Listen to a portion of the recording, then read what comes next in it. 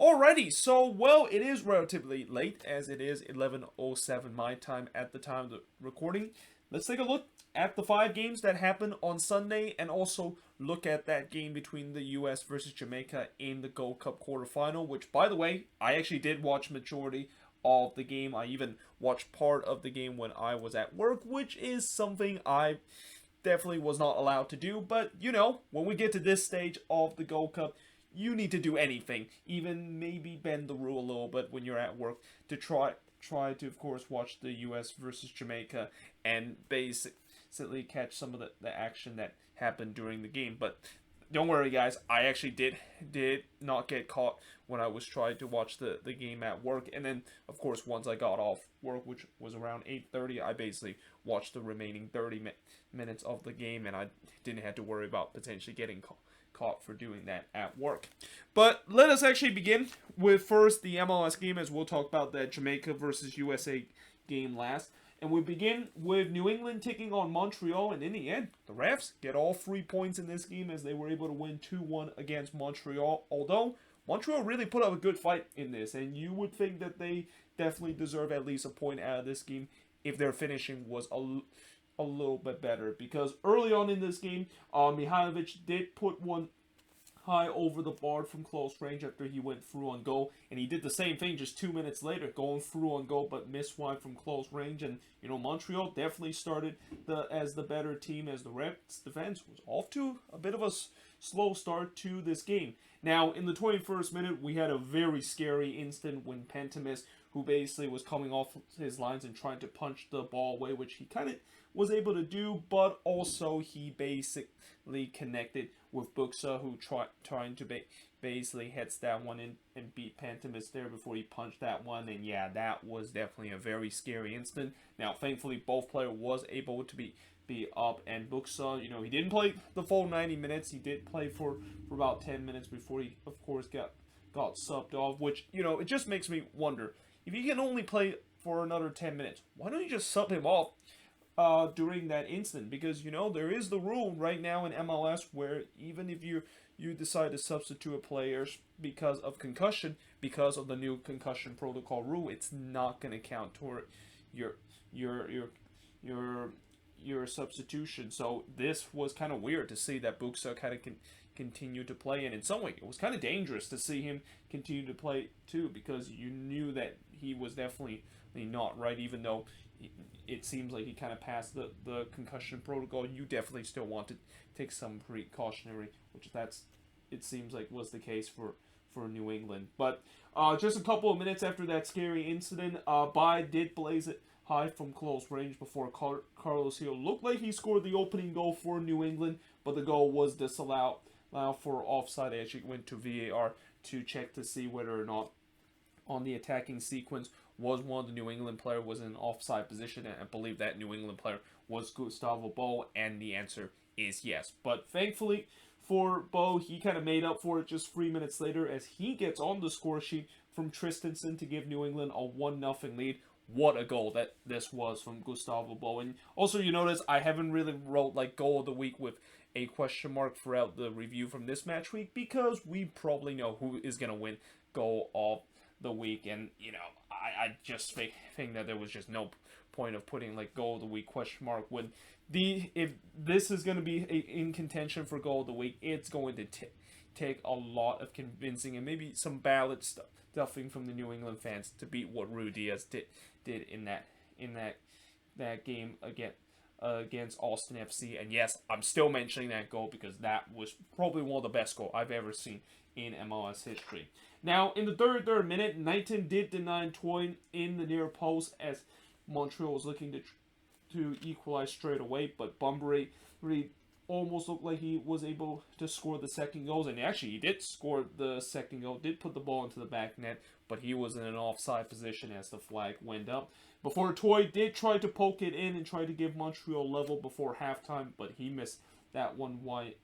He missed that one wide right when the halftime whistle was blown, and we head to halftime with New England hanging on to a 1-0 lead over Montreal. Now in the second half, they definitely looked like they were trying to get that second goal early with Pentimus actually denying Hill from a long-range effort in the 50th minute before Tristanson missed an absolute sitter from 6 yards out, and that, the refs, they had their chances of potentially getting that second goal, and they had another chance in the 69th minute when Bunbury drive a 21-yard shot that went wide, but eventually they did get that crucial second goal, and it's Gustavo Bo scoring from Brendan Bye and Carlos Hill to make it 2-0 in favor of New England. What a good teamwork goal that was for the refs to get themselves up 2-0 in this game. But, Montreal, they weren't going away. Knighton then denied Toy from close range in the 76th minute before they finally got a goal after all the pressure and all the chances that they had against New England, as Mihailovic would score from Torres to get one back for Montreal and set up a grandstand finish. But then Gustavo Bo looking to try to get one back for New England and try to restore that 2-goal lead as he tried to go for a Hattie and seals it for New England, but fortunately his shot went wide. He'll then try a long-range free kick that missed wide in the 89th minute. Before heading into stoppage time, this is when Montreal really started to throw the kitchen sink and came close a couple of times to get the equalizer. Ibrahim fired an absolute rocket from outside the box, but it just goes a little bit wide. Before Amah Humpty, who was the hero in that game against FC Cincinnati, scoring the brace to complete a dramatic comeback. He almost play hero again, complete a comeback for Montreal as he's trying a long-range effort that just missed wide as the full-time whistle was blown. But yeah, in the end, New England able to hold on to win 2-1 in this one. And the shots in this one, 13 shots compared to 20 that Montreal has. Both teams had 4 shots on goal, 6 shots off target for the 8 that Montreal has, 3 shots that was blocked for the 8 that Montreal has, and possession-wise, 59% possession compared to 41% possession that New England has in this game. And again, Montreal, they played very well in this one, but unfortunately their finishing was just not there, and New England just did enough in terms of their finishing to get all 3 points once again at home and remains at the top of the Eastern Conference and also extend their lead at the top of the Eastern Conference, because moving on in terms of the next match is Orlando City, and boy oh boy, this was an absolute thrashing that NYCFC put against Orlando City. And I talked about in the preview of the fact that it's it sometimes could be frustrating if you're an NYCFC fan, knowing you don't know what kind of NYCFC team will show up. Well, in this game, it was the NYCFC team that looked like the team a couple of years ago, which was an absolute juggernaut and finished at the top of the Eastern Conference. Now, in the first half, I want to mention that this game was played at Yankee Stadium, which I don't think that should give a lot of people a lot of happiness, knowing the fact that a lot of people preferred seeing an NYCFC match at Red Bull Arena when it's on TV. But I'm guessing for their fans, they're happy the fact that they're kind of playing at their home stadium, and also the fact that I'm pretty sure these NYCFC players are probably happy the fact that they're back in their friendly confine instead of sharing a stadium with their hated rival. But early in this game, NYCFC definitely controlled this one, but really there was no real chance by either team until Tajura Shradi had a couple of chances in the 14 and 16 minute. First heads it wide from close range before miss a tap in after a WTF turnover from Orlando City. Then there was a scramble in the Orlando box after Galese was able to deny Tajura Shradi, but no NYCFC player was able to score on the follow-up after that little scramble. Then Galese would absolutely rob Castellanos on a point-blank effort, and these pressure that NYCFC was putting was definitely encouraging, but it was kind of getting frustrating that they weren't able to get that goal that basically proved that they have really put a lot of pressure against Orlando City, but eventually they would get it. And it came in the 39th minute when Medina scores from Castellanos to give NYCFC a 1-0 lead, and that would be the scoreline heading into halftime. Now in the second half, Orlando City actually had a rare chance when Beretta absolutely robbed Andres Pereira from close range in the 47th minute, and that turns out to be a big moment in this game, because if Pereira actually got the equalizer, who knows how this game would eventually end, because just 5 minutes later, NYCFC doubled their lead, and it's Tajuri Shradi that scored from Amundsen to give NYCFC NYCFC a 2-0 lead. Morales then tried to do a Patrick Sheik and trying to go for a long range chip, but Galese was able to get back in time to gather that one. Or should I say, maybe he was trying to do a Raul Ruiz where he was trying to chip the goalkeeper from about 45 yards out, but Galese this time was just able to not come off his line as much as what Brad Stuvert was, and he was able to just get back in time to basically gather that one. And then Galese was able to deny Castellanos, who went for on goal. I thought Pedro Galese had a good game, and the 5 goals that he conceded, I don't think any of those one I could really fault on him, and in many ways his defense completely hung him out to dry in this one. But in the 64th minute, Maxi Morales mishit a sitter in the back post, but he did make up for it just a minute later as he ends up in the scoreline to make it 3-0 in favor of NYCFC. And this is also when the floodgates really open, as in the 79th minute, Amundsen would score his first ever MLS goal from Maxi Morales to make it 4-0 in favor of NYCFC. So congratulations to Malte Amundsen getting his first ever goal and even getting on the assist chart, assisting the goal, the third goal that was, or not the third goal, but the second goal that Tajouri Shradi scored for NYCFC. Before 3 minutes later, it would be 5-0 in favor of NYCFC as Castellanos would get on the score sheet. And even though I know this goal didn't mean that much, because NYCFC was already getting all 3 points, and any goals that they score after that was just kind of running up the score. But this has to mean a lot to Tati Castellanos, who was really enduring a goal drought after a great start to the season, and hopefully this goal would really give him some confidence and get himself back to that good form that he has in the beginning of the year. But yeah, in the end, NYCFC absolutely demolished Orlando City in this game by a score of 5-0. And the shots in this game, 23 shots compared to just 5 that Orlando City has. 15 shots on goal compared to 3 that Orlando City has. 8 shots off target compared to 1 that Orlando City has. No shots that was blocked compared to 1 that Orlando City has. And possession-wise, 61% possession compared to 39% possession that Orlando City has in this game. And keep in mind, Orlando City did not have Nani in this game, but even if they actually had Nani in this one, I didn't think it wouldn't made any different. I mean, this was just, you can clearly see NYCFC wants this more than, now let's see whether or not if they can maybe follow up on this victory, because we've seen this before where NYCFC can play like they're like the best team in the league, and then the very next game they basically draw a egg and basically lose the next match. So we'll see whether or not if that is going to be the case again. But obviously for Orlando City, yeah, no doubt this is easily the worst match that they have so far this season, and they're just going to have to move on from this demolition that they suffer against NYCFC.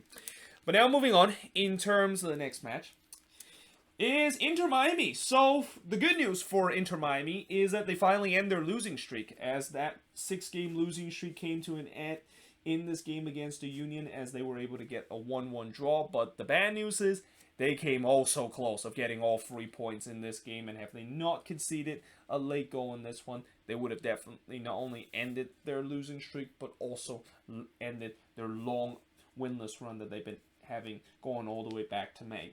But in the first half, Shabilko did flash one wide from 17 yards out in the 14th minute before Matt Freese did deny Higuain in the 16th minute. But that was really the two only real good chance we had for a very long time in the first half, as really I thought neither team looked good in the final third for the remaining of the first half.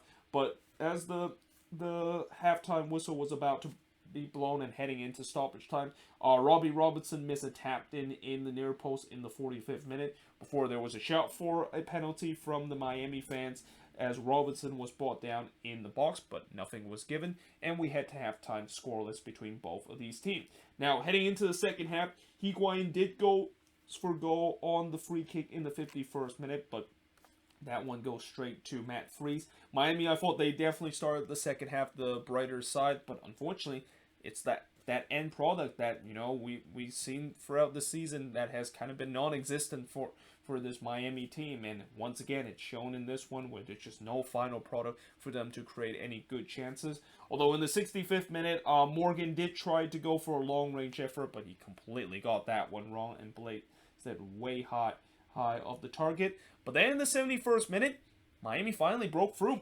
And it's Robbie Robinson that scored from Gonzalo Higuain to give Inter Miami a 1-0 lead. But yeah, this was just not a great goal for Matt Freese to concede. And there's no doubt he would love to have this one back because, Robinson, he kind of hit that one straight toward Freese. And, for Matt Freese, he's got to be much stronger to try to parry that one away. But he wasn't able to do so.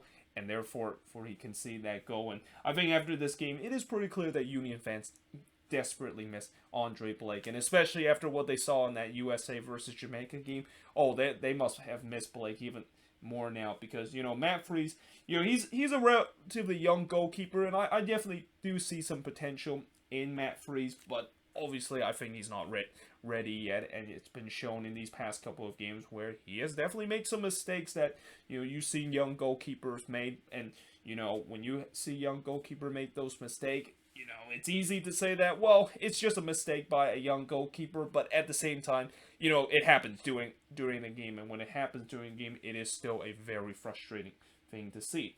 Now, in the 73rd minute, Robinson almost made it 2-0 and almost scored his second, but he just drags that shot wide as Miami was looking to try to kill this game off, but they weren't able to do so because in the 85th minute, Shibilko would score from Quinn Sullivan to tie the game up at 1 apiece. Now, originally, in the Miami broadcast, I think Andres Cortado says that, there was an offside flag that was raised. And I kind of believed him because I thought, yeah, that looks like this is offside. But then on a second look, I didn't really see an offside flag that was of it. So I don't know if Andres Cortado maybe kind of mistaken the fact that the offside flag was up. And I'm pretty sure the Miami players were thinking that there was an offside that was being called, but the goals basically stand, and the game was tied up at 1 apiece. Now, 2 minutes later, Vasily, who came off the bench not long before, tried to give Miami the lead back, but his weak effort goes straight to Matt Freese.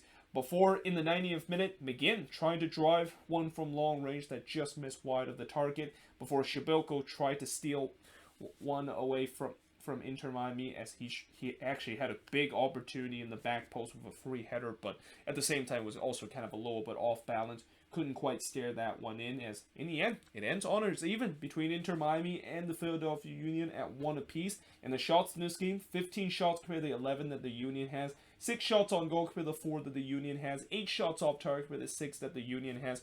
Both teams had 1 shot on his block, and possession-wise, 54% possession compared to 46% possession that the Union has in this game. And at the end of the day, for Inter Miami, I think they'll be much happier with the performance that they put in this game. That was definitely much better than the performance they put against New England. But unfortunately, they are still winless for a long time, and still winless at home. And I guess maybe this is just kind of baby step in terms of the way that, well, to end a long losing streak, let us actually take a baby step and finally get some points first before we maybe think about starting to turn this thing around. But obviously for the Philadelphia Union, this is definitely a disappointing resort for them. I mean, yes, they did rescue a draw late in this game, but this was just not a great performance for the Union. And this has been a thing that the Union has had in these last couple of games where they have not looked like that team that went on that 8-game unbeaten streak just last month and all the way back in May. But now moving on, in terms of the next match, is the Atlantic Cup between DC versus the Red Bulls. Now, yes, this was definitely not an instant classic, and this is definitely not going to be up there as one of the best Atlantic Cup match we ever seen, but in the end, DC fans would not care about that because they got all 3 points against their hated rival, the New York Red Bulls, in this game by winning 1-0 in this one. Now, 3 minutes into this game, Paredes had a big opportunity to get the first goal for DC and probably should have scored this one, but he couldn't quite connect a shot from 4 yards out. And after kind of a fast first 5 minutes of the game, things kind of started to slow down and chances kind of become a premium. But then in the 27th minute, DC would get that first goal and turns out to be the winning goal of this game as Ola Kamara scores from Julian Gresso to give DC United a 1-0 lead. But this is all came from a bad turnover from Armour and Tarek that just gave the ball away to Gresso, and then Gresso basically was off to the races play a perfect ball to Ola Kamara to basically slots it home to give DC a 1-0 lead. And then in the 40th minute, they had a chance to make it 2-0, but Cornell was able to deny Skunrich there on a diving header before Kamara almost made it 2-0 and probably should have made it 2-0 as he once again went through on goal, but this time he couldn't quite keep his composure, and Tarek was able to be just in the right place to take that one away. But I also thought that there was just too many giveaway from the Red Bulls. Like, a lot of these attack that DC United has created isn't really because they were having some nice build-up play. It was all because of a mistake that the Red Bulls have when they give the ball away either in the midfield or even give the ball away near their 18-yard box. But still, we head to halftime with a 1-0 lead in favor of DC United.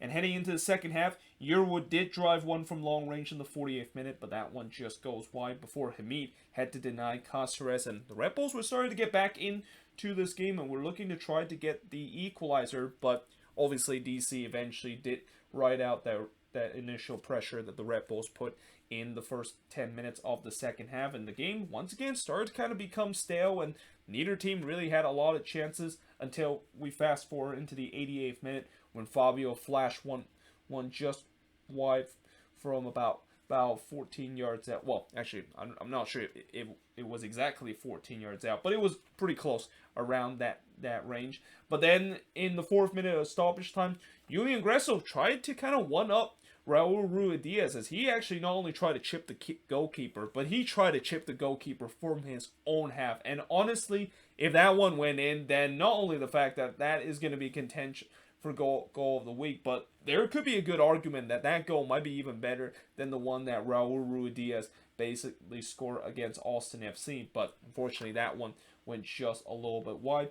But it doesn't really matter for DC because they were able to hold on to win 1-0 against the Red Bulls. And the shots in this game, only 12 shots that both of these teams combined, with just 8 shots compared to just 4 that the Red Bulls had. 2 shots on goal compared to 1 that the Red Bulls had. 4 shots off target compared to 3 that the Red Bulls had. 4 shots off target compared to 3 that the Red Bulls had. 2 shots that was blocked compared to none that the Red Bulls had. And possession-wise, the Red Bulls did have the better of the possession, 60% possession compared to 40% possession that DC United has in this game. But overall, DC was able to get all 3 points, and while it was definitely not a pretty performance and a pretty 3 points, they wouldn't care whatsoever. They get all the 3 points and get the bragging rights against the Red Bulls in this Atlantic Cup.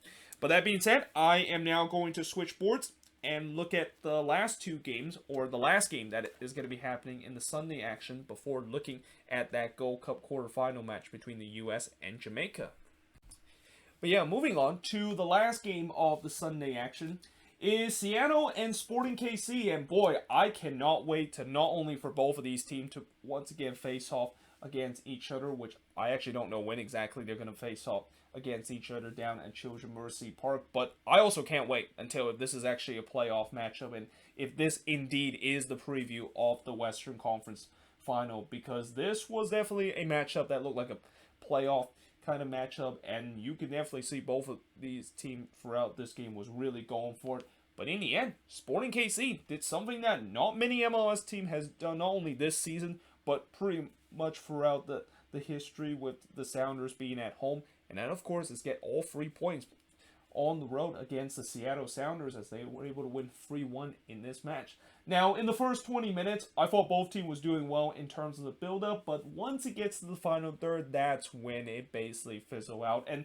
credit to both defense. I thought both defense did very well in terms of killing any of those chances that both of these teams could have got. But, yeah, early on, it wasn't a matchup that early on in this game, it was definitely a match that you wouldn't think that it would bring a lot of exciting action. But eventually, things did kind of kick off in the 22nd minute, as Roger Espinoza did try to tap one in from the near post, but he actually missed that one wide. And then just 3 minutes later, Emilio was able to absolutely rob Montreal of a bicycle kick goal. And again, if it wasn't for that Ruidiaz stunner against Austin FC, this would also be a real contention for of the week if Montero actually scored that one, because he absolutely connected that bicycle kick very well. But Tim Melia, there's a reason why he is considered one of the best goalkeeper in MLS, not just this season, but in the history of this league, because that was just an incredible save to deny Montero of a spectacular bicycle kick goal. And then 1 minute later, Yamar did try to hit one in to give the Sounders the lead, but he missed that one wide from close range. Before, in the 31st minute, we got ourselves our opening goal of this game, and it's Johnny Russell, the one that gets the opening goal for Sporting KC. And while it was definitely a trademark Johnny Russell kind of free kick goal, I really thought that this was a goal that probably wouldn't happen if Stefan Cleveland did not kind of caught cheating a little bit and kind of got wrong-footed. And this is also what happened when you have a relatively inexperienced goalkeeper that maybe he was trying to be a little bit too fancy, or maybe even try to guess the which way the free kick goes, which I'm pretty sure if you're a veteran goalkeeper, that is something that they usually don't do, because you're most likely going to get it wrong most of the time. And Cleveland, I think he was thinking that Johnny Russell was going to hit that one on the right, so he kind of took a half step toward him. But then when he realized Russell was actually bending the other way,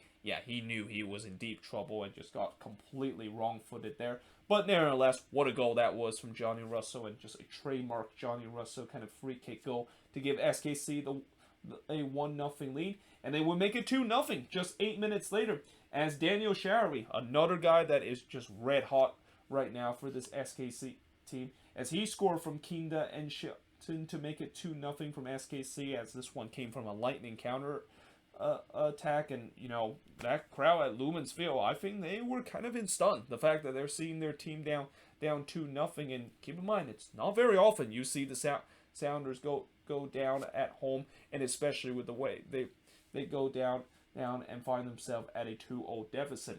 Now, heading into the second half, as we head to halftime with SKC with a 2-0 lead, the Sounders did try to get one back straight away, as Montero goes for an ambitious effort from about 40 yards out. But his effort actually didn't miss by much, but it looked like it was always going to go high. But eventually he would get on the score sheet and give Seattle a goal back, as he scored in the 51st minute to make it 2-1 in this game. And then it was almost 2-2 just 4 minutes later, when Ruidíaz did try to chip Melia, and he didn't do what he did against Austin FC, which he basically chipped Stuver from about 40 yards out, but more like he was actually in on goal, and he was trying to be very cheeky and trying to chip Melia there. But unfortunately that one hits the post. But there was no doubt that the momentum was with the Sounders, and I definitely wouldn't be shocked the fact that the Sounders would eventually get the next goal, and this game would all tied up at 2 apiece. But instead of that as being the headline, Sporting KC basically decided to rip that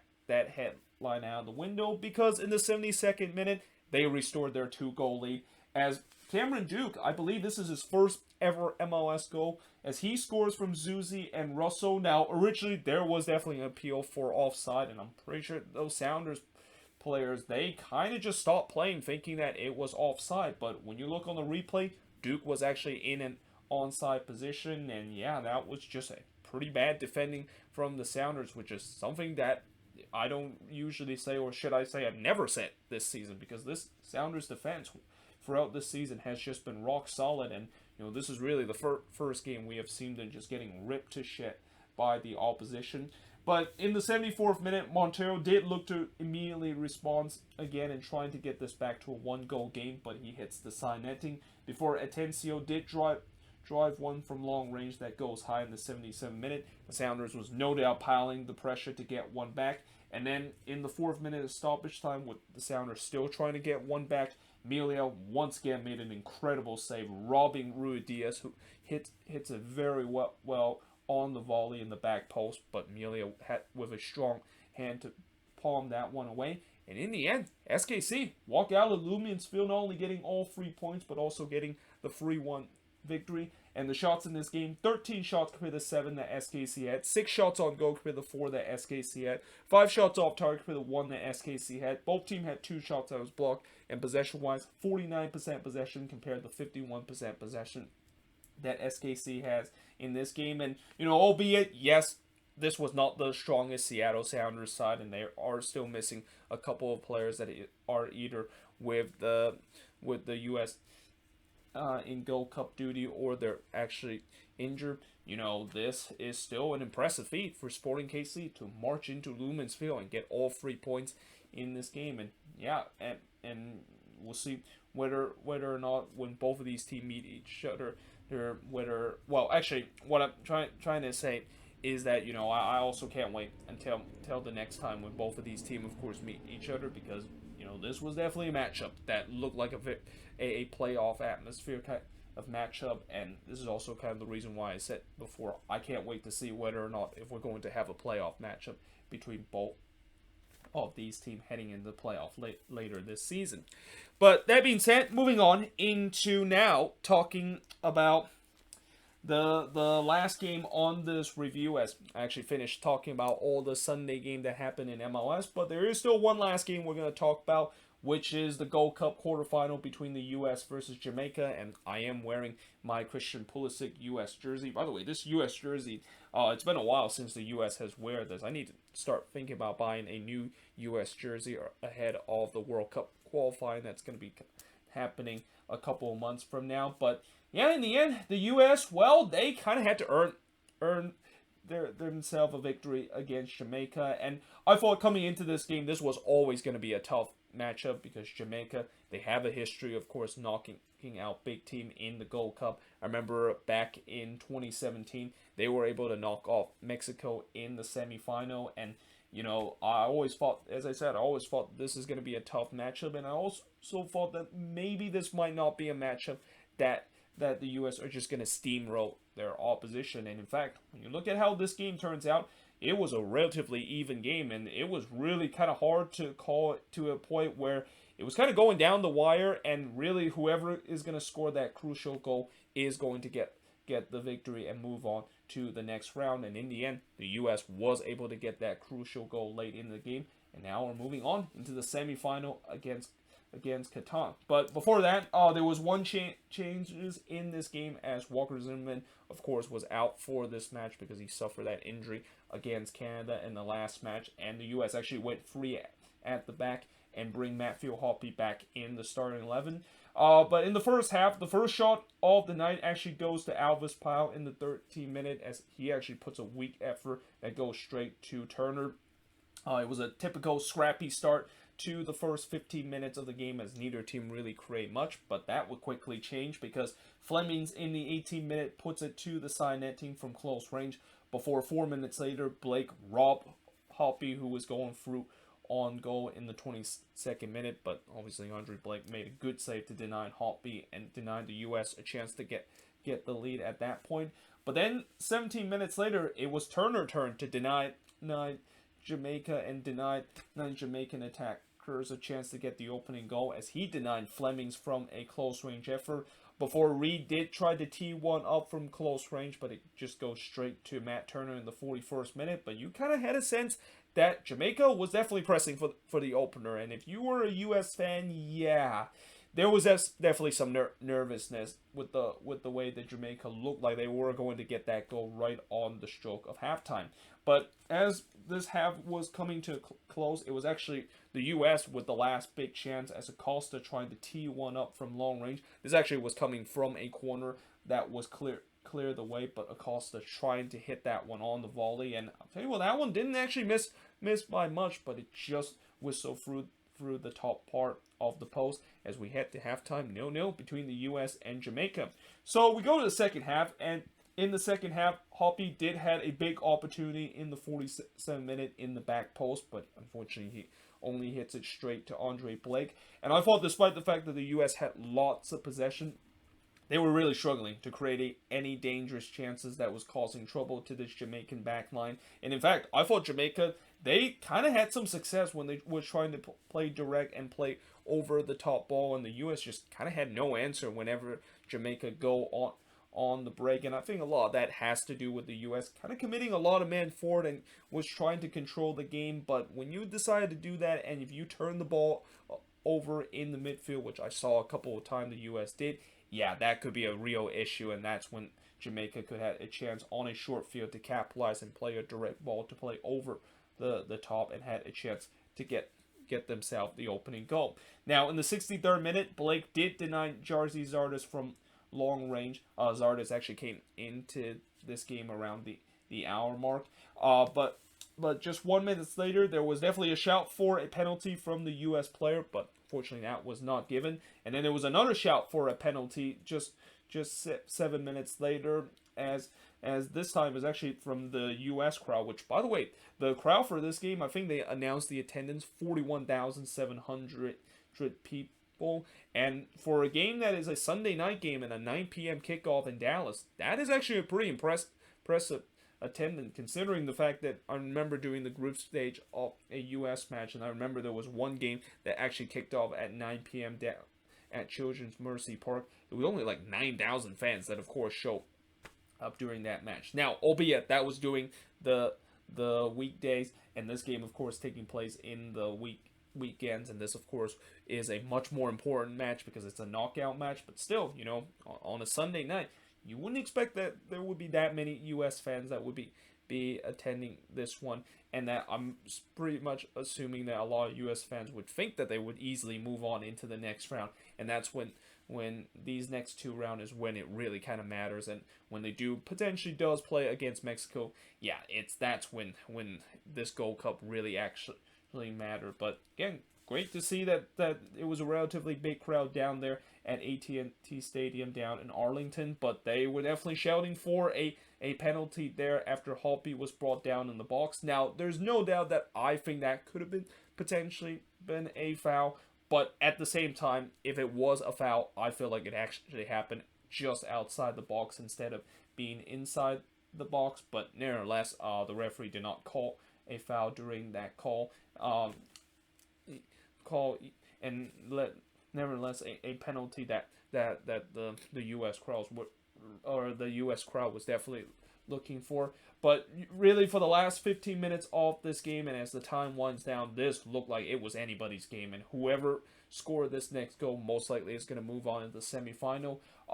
Jamaica had a big chance in the 77th minute to score that crucial goal, as Nicholson trying to toe poke that one in, but just missed it wide from about 6 yards out. But just 6 minutes later, the U.S. finally got that important goal. And it's actually Matthew Hoppe, who was actually about to be subbed off in this game. Well, in his last action of this game, he would score from Christian Rodin to give the U.S. a 1-0 lead. And, I thought Hoppe throughout this game, yes, there was definitely some frustrating moment I saw from Matthew Hoppe, especially in the first half, where it just seems like he was poor whenever he's on the ball, and there's also times where he kind of try a little bit too much when he's trying to score goals. But as the half goes on, you can clearly see he was having that never give up mentality and looking to try to get that crucial goal, and he eventually did get it in the 83rd minute. And the U.S. finally broke through to get the 1-0 lead in this game. But even though I said before that one goal can potentially win the game, it doesn't mean the fact that the game was far from over, because there's still 7 minutes plus stoppage in this game. And Jamaica, they instantly looking to try to respond and create a couple of half chances. But then late in this game, there was a nasty clash of heads between Blake and Robinson. And this was kind of very similar to what happened earlier in that New England versus Montreal game, where we saw how I talked about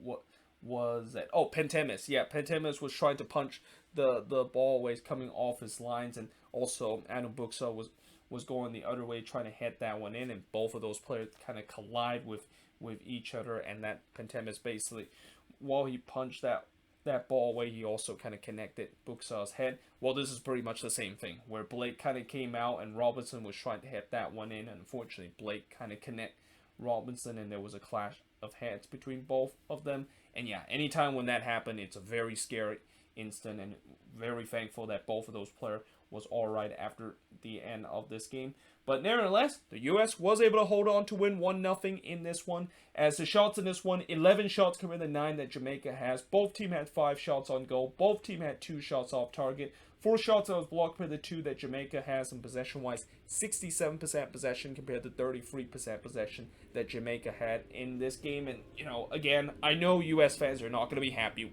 with this performance, and that it just feels like this was a scrappy win that they got, and they did just enough to get over Jamaica. But at the end of the day, you know, when you're in a knockout round, I always feel like it really doesn't matter how you get through. As long as you're able to get through to the next round in a knockout phase, it really doesn't matter how the performance is. Now, long term, obviously, if this is kind of the performance that the U.S. is going to do, especially for when they do head to that World Cup qualifying, then yeah, there's definitely going to be some concern. But for me, I'm just concerning the fact that the U.S., you know, they of course was coming into this game. I was worried the fact that they were not going to able to find a way to break through against Jamaica, and that if Jamaica did convert some of the chances that they had, this could have been a whole different conversation. So at the end of the day, I just feel like U.S. fans should at least be thankful that they are moving on into the next round, because this game could have